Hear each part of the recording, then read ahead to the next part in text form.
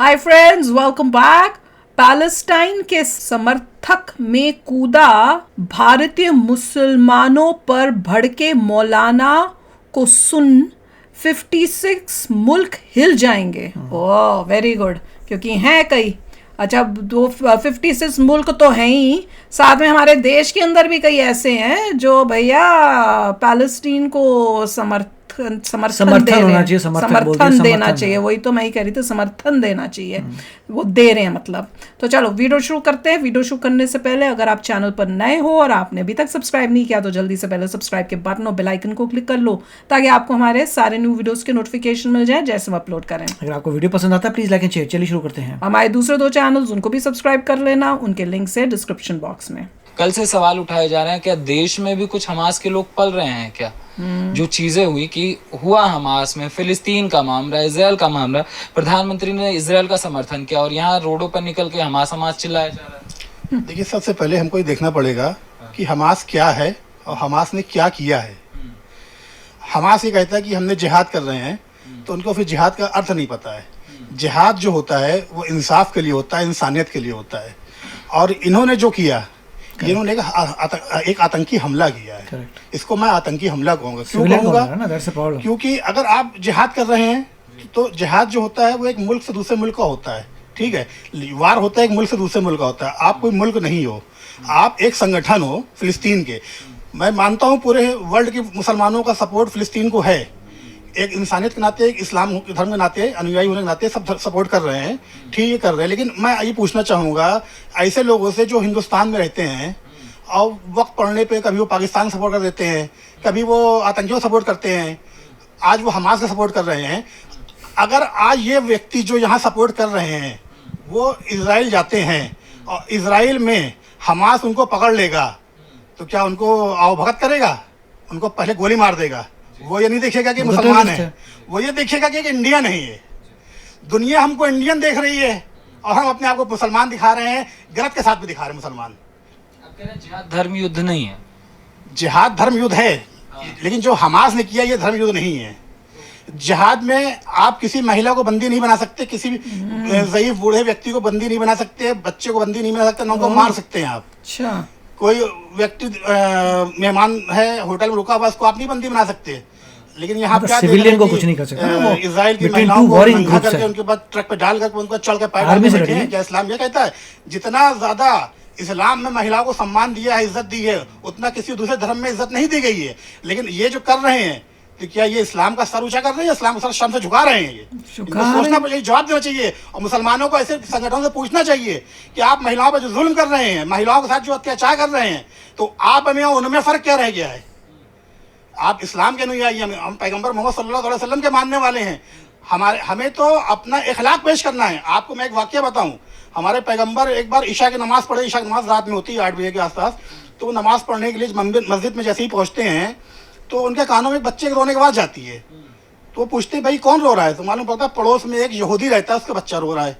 बच्चा कंटिन्यू रोता रहता है। तो हमारे पैगंबर बाहर जाते हैं, उस घर का दरवाज़ा खटखटाते हैं, तो वो यहूदी व्यक्ति निकलता है। तो उससे पूछते भाई कौन रो रहा है तुम्हारे घर में, क्यों रो रहा है? तो वो कहता है मेरा बच्चा रो रहा है। बच्चा क्यों रो रहा है? बच्चा इसलिए रो रहा है कि मेरे घर में इतना तेल नहीं कि मैं रात में चिराग जला सकूं, और उस अंधेरे की वजह से बच्चा मेरा रो रहा है। हुजूर कहते हैं रुको, और वो फ़ौरन अपने घर जाते हैं। अपने घर में जो चिराग रोशन था उस चिराग को लेकर के आते हैं, उस यहूदी को देते हैं, कहते हैं चिराग अपने घर में जलाओ ताकि तुम्हारा बच्चा सो सके, डरे नहीं। वो ये होता है इखलाक। आज का मुसलमान क्या कर रहा है, उसका इखलाक किस कदर गिर गया है, ये शर्म आती है मुझे इस बात को कहते हुए। औरतों महिलाओं के साथ इस्लाम में चीज़ें जो हैं सही हैं। आप हिस्ट्री उतार लीजिए मुगल काल की, जब आक्रांता आए हैं तो किस तरीके से जो कहा जाता था कि जो लड़कियां होती थी, औरतें जो होती थी, अपने आप को जला लिया करती थी कि हम इनके चीज़ें अत्याचार साफ साफ दिखें। जोहर, जो शब्द मेरे जोहर हुआ करते थे, तो वो भी तो जिहाद के नाम पर ही होता था। उस समय भी सबसे पहले महिलाओं को टारगेट किया जाता था। जितने मुगल हिंदुस्तान में आए, आक्रमण किया है, उसको जिहाद नहीं था, उनको अपनी सत्ता बढ़ानी थी। और आज हिंदुस्तान में जितने विवादित स्थल हैं, ये सब इन मुगलों के देन है।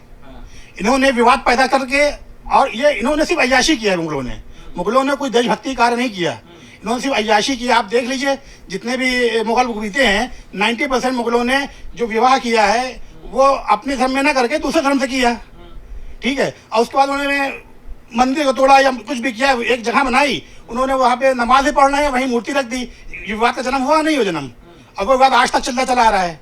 और किसी भी विवादित स्थल पर नमाज जायज़ नहीं है, ये मुसलमानों को समझना पड़ेगा।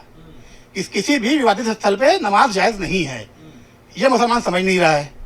विवाद किसी चीज़ का हल नहीं है, विवाद का समाधान चाहिए, शांतिपूर्वक समाधान चाहिए। मैं इजराइल पे आ जाता हूँ। जो इजराइल में इस समय हो रहा है उस पर क्या आपके जो वक्तव्य हैं, क्या जो देश में इस समय हो रहा है, देश में खड़े हो चुके हैं कि नहीं हाँ गलत हो रहा है, हमास का हमें साथ देना चाहिए? ओवैसी का भी बयान आया है, ओवैसी का भी कोई बयान आया है? हमारे तो प्रधानमंत्री जी ने क्लियर कह दिया कि हम मैं तो इजराइल के इम्पोर्टेंस साथ ही नहीं हैं। दूं उसको। क्यों इजराइल के साथ हैं? हमारे मुल्क को हथियार देता है इजराइल।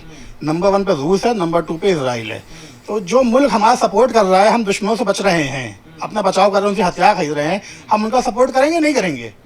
पहले कांग्रेस सरकार में फिलिस्तीन सपोर्ट होता था, फिलिस्तीन से हमको क्या हथियार मिलता है, फिलिस्तीन से हमको क्या हासिल होता है? आज आतंकी संगठन बड़े खड़े हो गए हैं यहाँ पे, और आज कोई भारतीय चला जाए उसको चित्रों उड़ा दिए जाएंगे वहाँ पे, इस नाम पे कि तुम भारतीय हो, इंडियन हो, तुम मुस्लिम नाम पे छोड़ा नहीं जाएगा। अब मुसलमान क्या करता है, वो कभी कश्मीरी आतंकियों के साथ चला जाता है कि अरे मेरा भाई है, लेकिन जब वो वही भाई उनको गोली मारता है तब समझ में आता है कि सबसे पहले मुल्क है, मुल्क के प्रति आप वफादार रहिए। इस्लाम भी कहता है कि मुल्क के प्रति वफादार रहिए, जिस मुल्क में रहिए उसके लिए वफादार रहिए। लेकिन कुछ नासमझ इस बात से वाकिफ नहीं है, वो कहते तो जरूर हैं, और कुछ लोग इनको बढ़ावा देते हैं। कुछ भारतीय नेता ऐसे हैं जो अपने आप को बहुत काबिल समझते हैं, लेकिन वो ये नहीं अपने कौम को बता पा रहे हैं कि आप शांति से काम लीजिए। इस्लाम में कहा गया इन्ना अल्लाह मा साबिरीन, सब्र से काम लीजिए, सब्र करने वालों के साथ अल्लाह है।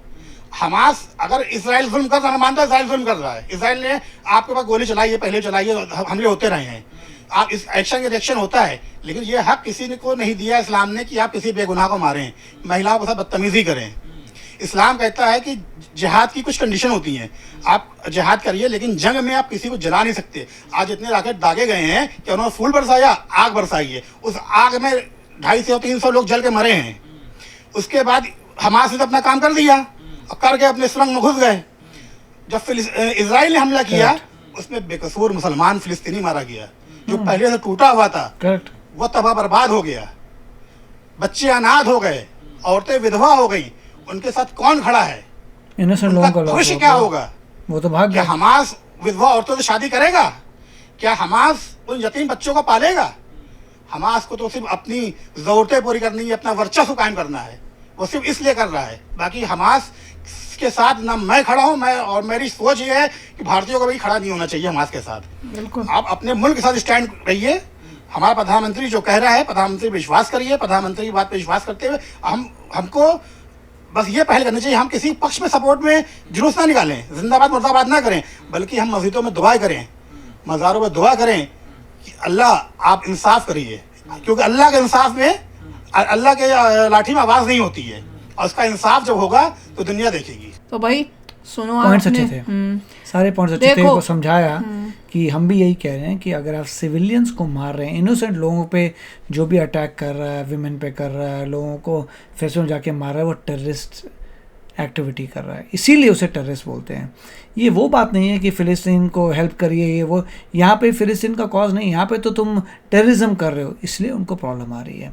वेस्ट बैंक आराम से बैठा है, वेस्ट बैंक पीसफुली काम करता है तो they are fine, but Hamas जो है पीसफुली नहीं कर रहा है। जबकि ठीक है, हमास और वेस्ट बैंक आपस में इनडायरेक्टली लिंक्ड है, मगर डायरेक्टली वेस्ट बैंक नहीं कर रहा है। ये हमास वालों ने ही ये सब कार्य किए हैं, सिविलियन को मारना, और वो क्या बता रहे हैं कि इसे जिहाद आप नहीं कह सकते। वो कह रहे हैं जिहाद का डेफिनेशन ही नहीं है, क्योंकि आपने किसी आर्मी से लड़ाई की नहीं। आप औरतों को, बच्चों को, बूढ़ों को कोई हार्म नहीं कर सकते हो, और इनोसेंट लोगों को इनोसेंट को नहीं कर सकते हो। और ये जंग होती है, जिहाद होता है जंग बिटवीन टू कंट्रीज और वॉर होती है आर्मी के लोग। आर्मी से लड़ ये नहीं हो रहा। आप तो बिना बताए सुबह सुबह अटैक करते हो और इस तरह से उसके बाद दरिंदगी करते हो, तो और हॉस्टेज ले लिए उन्होंने, हॉस्टेज को मार रहे हैं, और उसके बाद अभी धमकी भी दे रहे हैं, गुंडे मवाली, और इनमें कोई फर्क ही नहीं बचा कि भैया तुम अगर ये करोगे तो हम तुम्हारे जो हमने पकड़ के रखे हैं उनमें उतने ही मारेंगे, ये वो पता नहीं क्या क्या। इसीलिए लोग कह रहे हैं कि आप किसी गुंडे मवाली को देखिए और इनको देखिए, देयर इज नो डिफरेंस, होता है, they are doing exactly like that. और जो इंडिया में बैठ के इनको सपोर्ट कर रहे हैं उनकी मेंटालिटी भी बिल्कुल वैसी ही है।